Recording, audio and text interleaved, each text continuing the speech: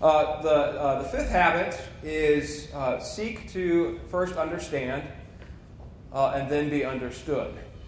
And what he's talking about is simply communication. And he writes, and I think he's absolutely correct here, that we tend to see the world as we are, not really as the world is. I mean, we all see the world, we can only see the world subjectively through our own eyes. I can't see the world the way Dolores sees the world.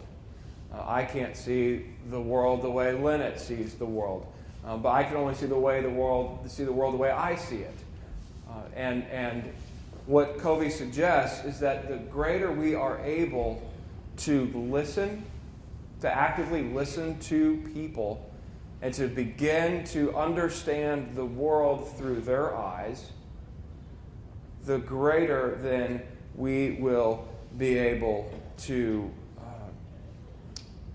identify with them, but also we tend to lower their defenses. If we're in a situation with somebody and they're really angry about something, and they come to us and we just sit and we listen for a while.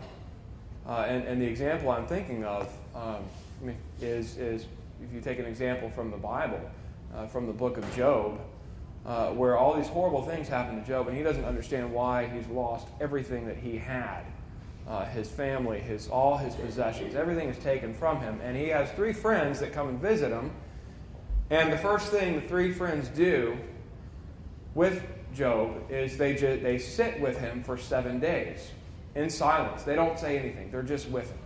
And they listen to him talk. And they do that for 7 days, and 7 is a number in the Bible that really indicates completeness or fullness. And so it's really a profound statement about how we should be. Now, my tendency as a man is to hear a problem and then quickly race through my mind, how can I fix this?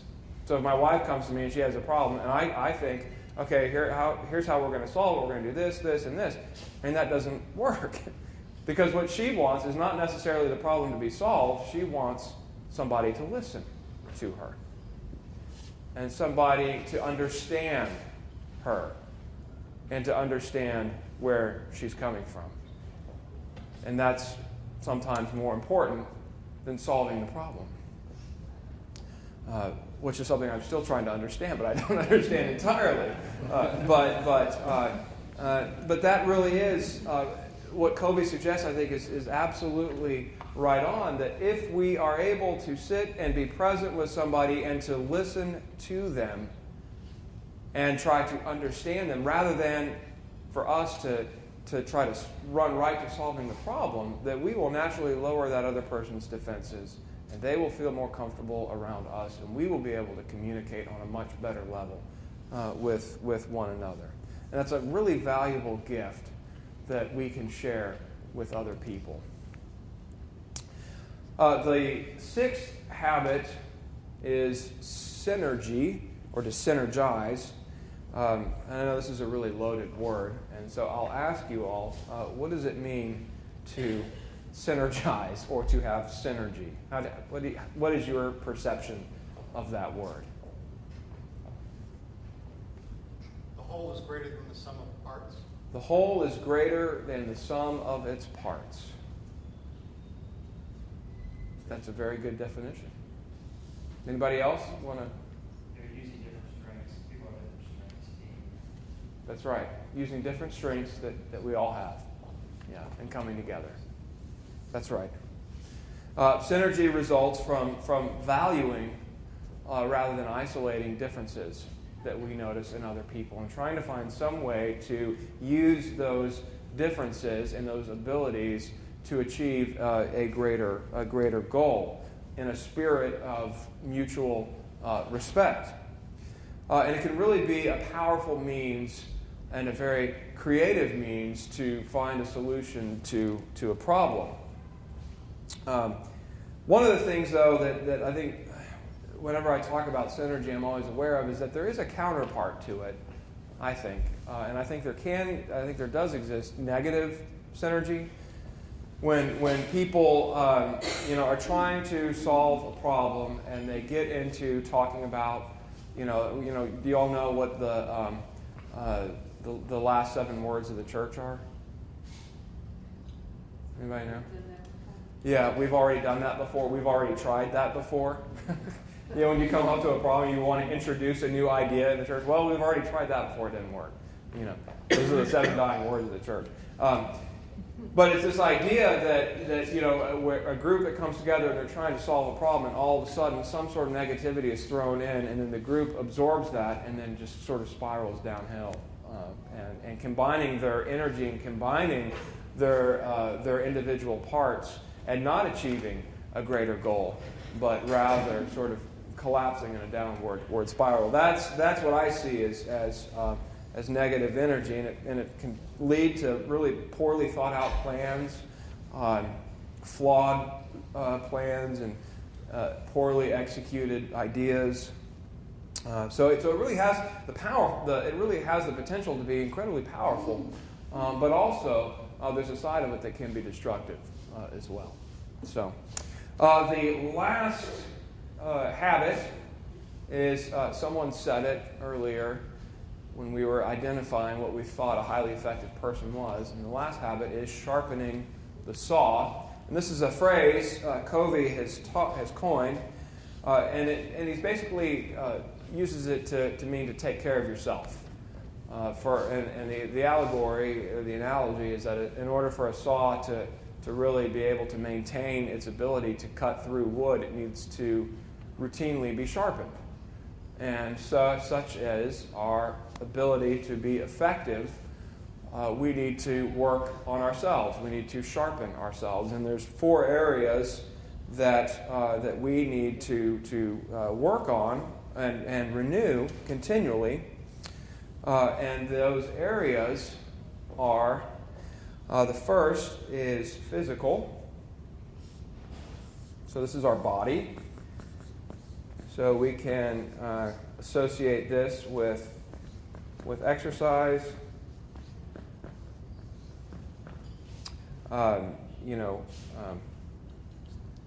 nutrition, how we deal with stress, these sorts of things. The second area is social. Our social lives and our emotional selves, and under this we can put things like service. So this is where a lot of our church work comes in, and so forth. The third is spiritual. That should be pretty obvious. And then the fourth is mental. And this is our ongoing learning and education. An interesting thing I heard in seminary that has really stuck with me, and this wasn't the only thing that stuck with me in seminary. I do remember other things in seminary, but one of the things that I did hear one of my professors say is that in 7 years after graduate, he said seminary education is great, but it's going to be dated in 7 years, and it's going to really be, there's not going to be a whole lot there after 7 years unless you continually read, unless you continually study and engage in conversation. So I think his point is that it'll become stale otherwise, and I think he was absolutely right. So these are the 4 areas that he suggests that we really need to take care of in our own lives, and if we are not successful in doing this, Covey writes, then we will gravitate toward our bodies becoming weak, our minds becoming mechanical, our emotions becoming raw, and our spirit or our soul becoming insensitive. And he says we reap as we sow. I want to stop there because those are the habits, and I want to see if there are any other habits that you all would add on to these that he's already put out for our thoughts? Are there any other habits or any other important areas that you think he might have missed? Or did he get everything? What was the eighth one? I don't know I really don't know what the eighth one was. Has anybody read The Eighth Habit? Okay. Oh, you read it? It must have been really persuasive. It must have been more than 7 years ago. It must have been more than 7 years ago. That's right. Somebody said honesty. He didn't really talk much about honesty. That's something to... Let me see if I have any more paper. Okay, so he did not talk about honesty. Are there any other areas that you felt... And I realize this was a very quick run through of these, but yes. Living in the now is Living in the present. What is the? Let me press you on this. What is the good about living in the present? What is good about that? You're responsible with your decisions, your assets, your capabilities, your responsibilities, versus being governed by what is past and you can do nothing, or living in the future, which is about your foundation to live today. Right. Okay. Putting off living instead of the future is putting off living, perhaps, if you're waiting to make decisions in the future. Okay. But if you live in the here and now, you have a firm base. Right. And lead into the future. Right. Good. Okay. Is there anything else that he missed? Yes. Can you tell us what she said? She was saying that if we tend to live in the future, then we somewhat are not able to be fully aware of our responsibilities in the present. And so she advocates us being fully aware of the present and what is. Did I get that? Did I summarize that? Okay. And the idea that we need to be aware of what it is we're responsible for today. Yes, John. I'm looking at this. I'm looking for feeling, living. Like when you said, "What is the living with the end in mind?" My son looks at how he's going to feel at the end of this. So maybe the feeling is all the way through. Is it living in the present, kind of living in the body, or the feeling? Feeling. Mm-hmm.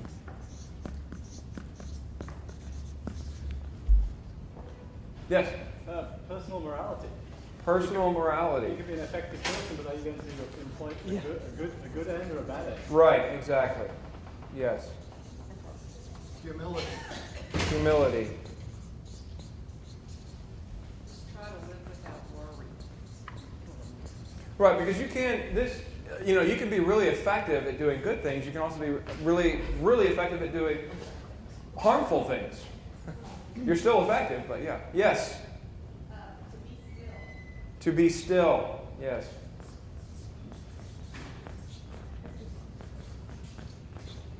Yes. What I like to call the 11th commandment, give thyself a break. Give thyself a break. Mm-hmm. Put the 11th. Absolutely.